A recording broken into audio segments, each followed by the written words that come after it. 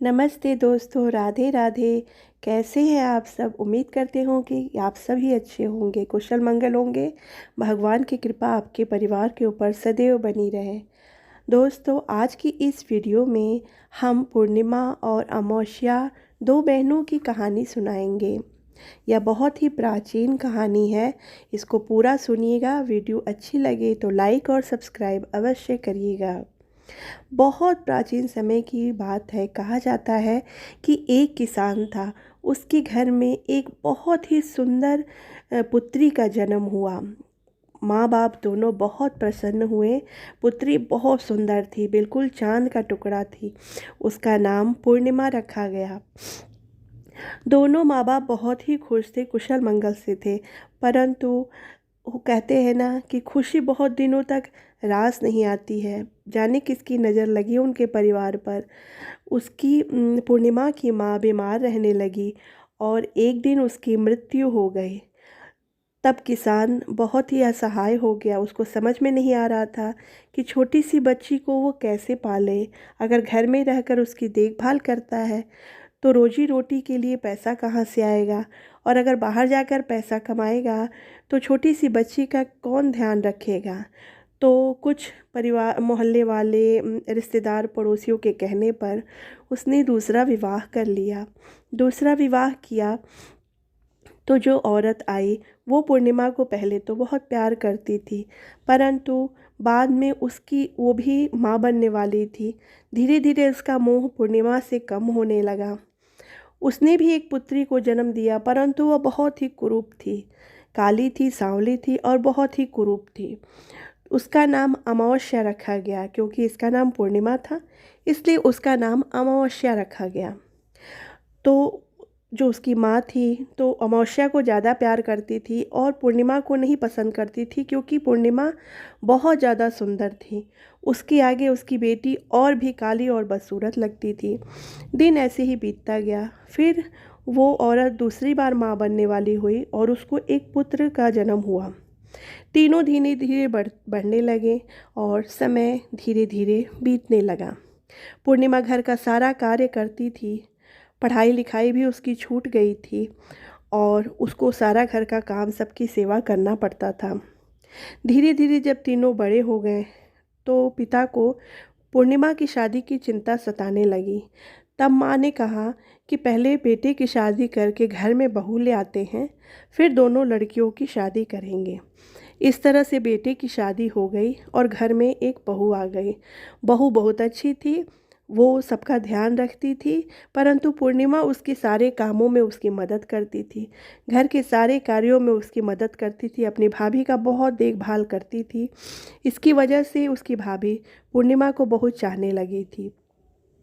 फिर शादी की जब बात चली तो पूर्णिमा की माँ ने उसके पिता से कहा कि पूर्णिमा की शादी किसी भी घर में, साधारण घर में कर दीजिए। वो बहुत कुशल है, हर कार्य में कुशल है, वह अपना जीवन यापन कर लेगी। परंतु अमावस्या बहुत ही कामचोर है, काम नहीं करती है और सुंदर भी नहीं है, इसलिए उसकी शादी बहुत सारा धन देकर बड़े परिवार में करिए, ताकि उसका भी गुजर बसर हो सके। तो इसी प्रकार हुआ। पूर्णिमा की शादी एक बहुत ही साधारण घर में हो गई और अमावस्या की शादी एक बहुत ही बड़े घर में हो गई। दोनों बहनें अपने अपने ससुराल चली गईं। दोनों बहनें एक ही गांव में, अलग अलग जगह पर दोनों की शादी हुई। तो अमावस्या, क्योंकि पूर्णिमा बहुत सुंदर थी, अमावस्या उससे जलती थी, उसको पसंद नहीं करती थी, उसको नीचा दिखाना चाहती थी। एक बार अमावस्या ने अपने घर पे संगीत, जागरण, माता की चौकी का प्रोग्राम रखा। उसने सबको बुलाया, लेकिन अपनी बहन को नहीं बुलाया। उसकी बहन के मोहल्ले वाले जब औरतें जाने लगी तो कहीं कि पूर्णिमा चल, तेरी बहन के यहाँ तो जागरण है, सब जा रहे हैं, माता की चौकी है, तू भी चल। उसने बोला कि मेरे यहाँ तो न्योता नहीं आया है, मैं कैसे जा सकती हूँ। तो सबने बोला कि चलो, माता के यहाँ जाने के लिए, भगवान के यहाँ जाने के लिए न्योता क्या, मुंह नहीं देखा जाता है, चलो तुम भी चलो, और तुम्हारी बहन का घर है, चलो, खुशी खुशी अच्छा लगेगा सबको। तो वो चली गई। क्योंकि पूर्णिमा बहुत पूजा पाठ वाली और भगवान में विश्वास करने वाली थी, इसलिए वो चली गई वहाँ पर। वहाँ गई तो उसकी बहन ने उसका बहुत अपमान किया। कहा कि जब आई हो तो प्रसाद ठूसो और बैठो एक तरफ, क्योंकि मैंने तो तुम्हें बुलाया नहीं था, बिना बुलाए तुम कैसे चली आई। फिर उसने सबको प्रसाद दिया और इसको थोड़ा सा बचा खुचा हाथ में पकड़ा दिया। तो ये बहुत दुखी हुई उसके व्यवहार से, उसने उसको घसीट दिया घर से। उसके बाद यह बहुत दुखी हुई, पूर्णिमा बहुत दुखी हुई, रोती रोती अपने घर गई, परंतु घर में अपने पति से और बच्चों से कुछ भी नहीं कहा उसके विषय में। फिर उसने अपने सास ससुर पति बच्चों सबका खाना बनाया और कहा कि मैं अपने मायके जा रही हूँ रात भर के लिए भाभी से मिलने, क्योंकि भाभी से इसको बड़ा प्रेम था। इसलिए उसने बोला कि भाभी से मिलने जा रही हूँ, थोड़ा मेरा भतीजो भाभी से मिलूँगी तो मेरा मन बदल जाएगा, फिर सुबह मैं चली आऊँगी। सबका खाना वाना बनाकर वो चली गई अपने मायके। वह पैदल ही जाने लगी रोते रोते। दुख बहुत मन में उसके था, क्योंकि अमावस्या का व्यवहार उसको बहुत तकलीफ़ दिया था। जब रास्ते में जा रही थी तो एक बूढ़ी औरत मिली। वो बूढ़ी औरत बैठी हुई थी, उसके बाल में उलझ चुके थे, आपस में सारे लट चिपक चुके थे और बड़ी असहाय स्थिति में बैठी थी। वो बोली कि ओ बिटिया, थोड़ा इधर आके, यहाँ मेरी तुलसी रखी हुई है, थोड़ा इसको झाड़ दे और मेरे बालों को झाड़ दे। मैं बहुत असहाय बूढ़ी हूँ, मैं अपने बालों में कंघी नहीं कर पा रही हूँ। पूर्णिमा बहुत दयालु हृदय की थी। वह गई और उस बुढ़िया की बाल में कंघी करी, झाड़ी और फिर तुलसी जी का पूरा जगह साफ ऑफ करके बोली, मैया अब मैं जा रही हूँ। उसने बोला कि धन्यवाद बिटिया। वो वहाँ से कुछ दूर ही चली थी कि एक बूढ़ा हवन के अंगारों के पास बैठा हुआ था। उसके शरीर पर धब्बे पड़े हुए थे, बड़ी ही दयनीय स्थिति थी उसकी। उसके पैरों में पूरी जगह घाव पड़े हुए थे जिसमें से पानी निकल रहा था और बड़ी तकलीफ़ में था वो व्यक्ति। उसने बोला कि ओ बिटिया, ज़रा मुझे एक गिलास पानी पिला दे, मैं बहुत प्यासा हूँ और मेरे घाव में बहुत दर्द हो रहा है, ज़रा इसे साफ़ कर दे। वह आई, वो बहुत दया, उसको देखकर बहुत दया आई। पूर्णिमा दौड़ी दौड़ी आई, जल लेकर आई किसी पात्र में, उसको पिलाया बूढ़े व्यक्ति को और फिर उसके पैर को साफ़ करके उस पे मरहम लगाया और उनको प्रणाम करके वहाँ से आज्ञा ले जाने की।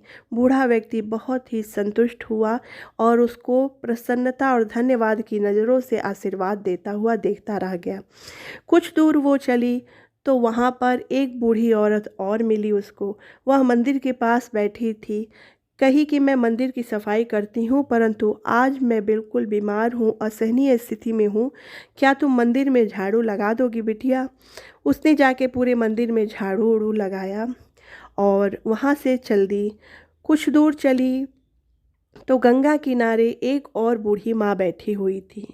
उसने बोला कि बिटिया, मैं गंगा घाट पर बैठी हुई हूँ, चारों तरफ यहाँ गंदगी फैली हुई है, मैं यहाँ रहती हूँ, सोती हूँ, थोड़ा यहाँ जगह साफ़ कर दे। पूर्णिमा ने उनका जगह वहाँ साफ़ करा। सारे जगहों को गंगा किनारे सब घाट साफ़ करके बूढ़ी माँ को अच्छे से शॉल वाल ओढ़ा के उनको चाय पानी पिलाया। तो बूढ़ी माँ ने बोला कि ये नाव है तो इस पे बैठकर अपने घर चली जा। फिर पूर्णिमा अपने मायके चली गई। वहाँ गई तो भाई भाभी, भैया भाभी सभी ने बड़ा उसका स्वागत किया। भतीजे बड़े खुश हुए देख के बुआ को। वो वहाँ रही, भाभी की मदद की घर के कार्यों में, अपने माता पिता से मिली और वहाँ से विदा लेकर दूसरे दिन वहाँ से विदा लेकर घर को जाने लगी। तब उसकी भाभी ने उसको एक साड़ी दिया और उनको विदा कर दिया वहाँ से। घर लौटते समय उनको फिर गंगा घाट पर वह बूढ़ी माँ दिखाई दी। बूढ़ी माँ ने बोला, तू तो वही है ना कल वाली जिसने मुझे चाय पानी पिलाया और यहाँ गंगा घाट पे साफ़ किया। ये ले, मेरे पास तुम्हें देने के लिए और कुछ तो नहीं है, यह रेत ले जा।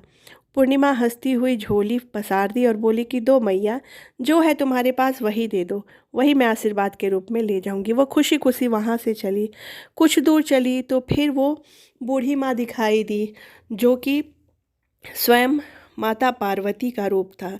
वह माता पार्वती थी जो मंदिर के पास बूढ़ी माँ के रूप में बैठी हुई थी। वह बूढ़ी माँ फिर से उसे दिखाई दी पूर्णिमा को। उसने बोला कि तुम तो वही बिटिया हो जिसने कल मेरे कहने पर पूरा मंदिर साफ करके मेरी मदद की थी। यह लो, कुछ फूल लो, अपने आंचल में रख लो मेरे आशीर्वाद के रूप में। पूर्णिमा वो फूल ली और नमस्कार करके उनको खुशी खुशी वहाँ से चल दी। कुछ दूर चली तो वही बूढ़े बाबा फिर से मिले, जिनके पाँव में घाव हो गया था और वो बड़े दुखी अवस्था में, दयनीय अवस्था में बैठे हुए थे। उन्होंने उसको देखा पूर्णिमा को, तो बोला कि बिटिया, तुम ही तो हो जिसने कल मेरी मदद की थी, मेरे घाव को आराम दिया था, मुझे जल पिलाकर मुझे तृप्त किया था। मेरे पास और कुछ तो नहीं, यह लो हवन का भभूत है, यह लेते जाओ अपने घर, यह मेरे आशीर्वाद के रूप में है। पूर्णिमा ने मुस्कुराते हुए भभूत लिया, उनको भी नमस्कार किया और वहाँ से चल दी। धीरे धीरे चलते चलते आखिरी में फिर से वो बूढ़ी माँ मिली, जो तुलसी जी के पास बैठी हुई थी। वह साक्षात लक्ष्मी जी के रूप थी। वह लक्ष्मी माता थी जो वेश बदल कर वहाँ बैठी हुई थी। उन्होंने भी पूर्णिमा से कहा कि ओ पूर्णिमा, तुम ही तो वो बिटिया हो ना जिसने कल मेरी मदद की थी, मेरे बाल झकाड़े थे और तुलसी जी का साफ की थी। यह लो मंजरी, मेरे आशीर्वाद के रूप में ले जाओ अपने घर। वह प्रणाम करके लक्ष्मी जी को भी, जो बूढ़ी औरत का वेश धरी थी, उनको भी प्रणाम करके वहाँ से मुस्कुराते हुए विदा ली उनसे और अपने घर को गई। घर गई तो खाना सभी बच्चों को खिलाकर, अपने पति को खिलाकर, बूढ़े सास ससुर को खिलाकर, किचन का सब काम करके, जो सामान ले गई थी वो सबको एक गठरी में बांधकर एक कोने में रख दी और सो गई थी। सुबह जब उठी तो देखी कि कोने में कुछ जगमग जगमग चमक रहा है। पूरा परिवार दौड़ के उस कोने में गया तो वहाँ सोना चांदी हीरे मोती जवाहरात चमक रहे हैं। सभी परिवारजन देखकर अवाक रह गए कि उनकी टूटी फूटी कुटिया महल में बदल गई है। वो झोपड़ी महल में परिवर्तित हो चुकी है। सबके वस्त्र आलीशान हो गए हैं, सब कुछ रंग बिरंगा और सब कुछ बदल गया है। सभी बड़े प्रसन्न हुए और पूर्णिमा को समझते देर नहीं लगी कि वो जो बाबा और माँ मिली थी बुढ़िया, वो और कोई नहीं, देवी देवता थे। पूर्णिमा बहुत प्रसन्न हुई। अच्छे अच्छे कपड़े गहने पहनकर और अपने परिवार को सबको खुश देखकर पूर्णिमा बहुत खुश हुई, प्रसन्न हुई और भोले बाबा और माता गौरी को प्रणाम करके उनको धन्यवाद दी और बहुत प्रसन्न हुई। चारों तरफ पूरे गांव में यह खबर आग की तरफ फैल गया कि पूर्णिमा का परिवार, जो बहुत ही निर्धन था, किसी तरह दाल रोटी की व्यवस्था होती थी, वहाँ पर बहुत बड़ा आलीशान बंगला बन गया है और धन गाड़ी कोठी सब हो गया है। फैलते फैलते यह खबर उसकी बहन तक भी पहुंची। बहन को बड़ा आश्चर्य हुआ अमावस्या को कि ये कैसे हो गया। अमावस्या ताक झाँक में लगने लगी। वह उसके घर आए और उससे बोली कि मुझे भी बताओ ये सब कैसे हुआ। पूर्णिमा बोली कि अब क्यों आई हो मेरे घर? पहले तो मुझे अपने घर से भगा दी थी, अब क्या ही लेने आई हो मेरे घर? तो वो अमावस्या बोली कि तू सच सच बता, नहीं तो मैं राजा से कह दूंगी कि तूने चोरी कर लिया है। पूर्णिमा साफ हृदय की थी, उसने सारी बातें सच सच अमावस्या को बता दी।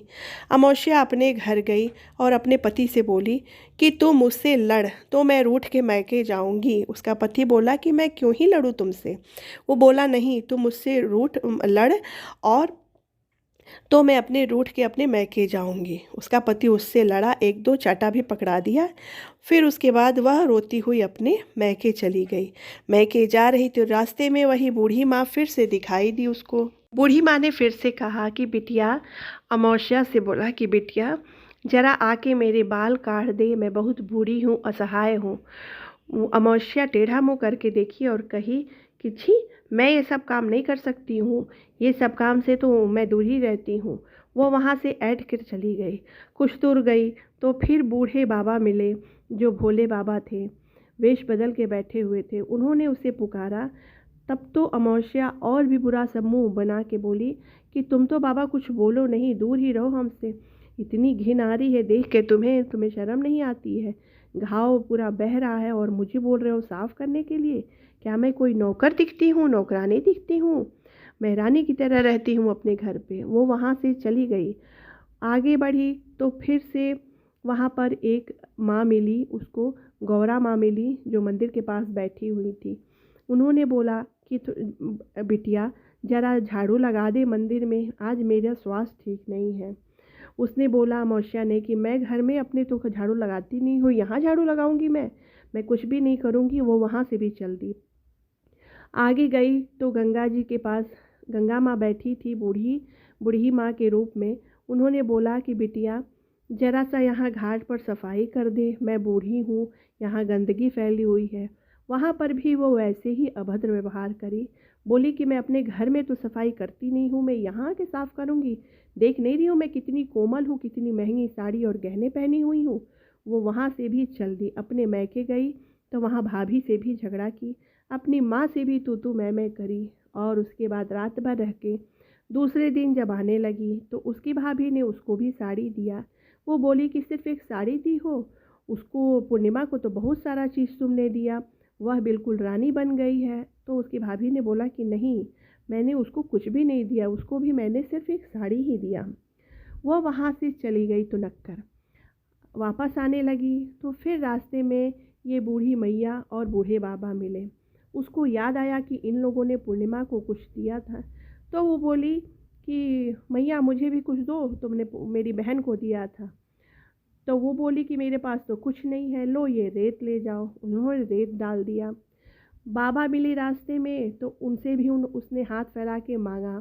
फिर बोला कि नहीं नहीं बाबा, तुम तो रहने दो, तुमसे मैं कुछ नहीं लूँगी, तुम्हें देख के मुझे घिन ही आ रही है। फिर वो आगे बढ़ गई और तुलसी जी के पास माता लक्ष्मी बैठी थी। उनसे बोली कि तुम भी मुझे कुछ दो, तुमने पूर्णिमा को दिया था। उन्होंने मंजीरी उठा के उसके आंचल में डाल दिया। वह अपने घर गई, कोने में गठरी को रख दिया, खाना पीना खाया और सो गई। सुबह इस लालच में रात भर उसको नींद भी नहीं आई कि सुबह यह सारी चीज़ें गहने और असरफी बनने वाली हैं। सुबह उठी तो देखी कि पूरे घर में उस कोने में से कीड़े मकोड़े आ रहे हैं, पूरे घर में सिलन हो गया है। उसका पूरा परिवार डर गया और भयभीत हो गया। उसने बोला कि ये कैसे हो गया, ये क्या जादू मंतर पूर्णिमा ने करा दिया है। उसके घर पर तो इतनी सब सुख सुविधाएं और ये सब आ गई, और हमारे घर पे क्यों ऐसे ये सब हो गया, कीड़े मकोड़े क्यों आ गया, उस पूर्णिमा ने हमसे झूठ बोला।